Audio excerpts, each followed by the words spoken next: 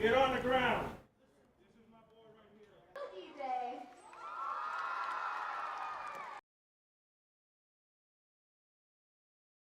Quite a scene out here, Lee, and actually right now they're bringing out the suspect. Sir, we're told that you ran into this building. What happened here? Cuba, no problem. Yo 4 cervezas y me salí. All right, obviously that is the suspect right there. Trying to ask him a few questions. Officers just brought him out of the cabaret. We're told that he is the one responsible for running into this building over here. We're going to try to walk over this way to show you some of this damage. My photographer over here is kind of showing you. Right now, a wrecker truck is pulling this vehicle out of the way.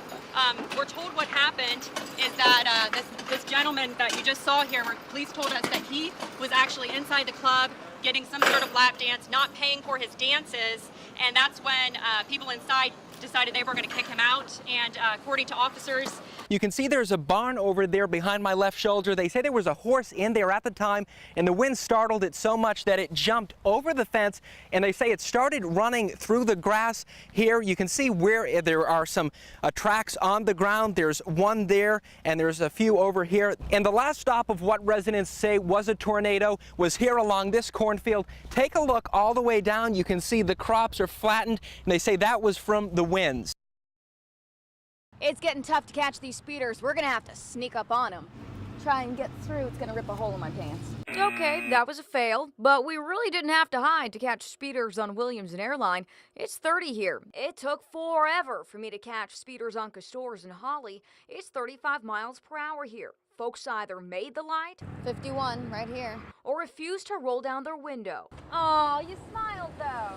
So I stood and waited, sat and waited, bored and waited some more. Luckily, all that waiting finally paid off.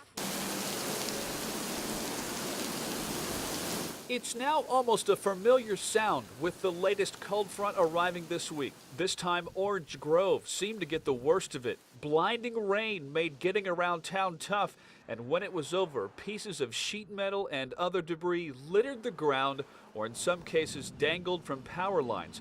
Utility crews had their hands full with scenes like this. Trees like these outside Orange Grove High School were split at the base from the high winds. This used to be a shed, but rolled over like a tent. The Rosales family lost part of their roof. The living room was pretty wet. Some of the stuff was messed up inside. And, you know, my kids jumping in is missing. The Solis family all gathered in the living room until it was over. I just hear a noise says, poop. And I could go and get to my husband and say, get up, get up. A lot of rain, a lot of hail. At first it was hail. The hail came down in buckets. And then all of a sudden you just saw, open the front door and I saw all the wind, all the trees moving everywhere. It was terrible. Hours later, Jim Wells County employees arrived, bringing a chainsaw and bat.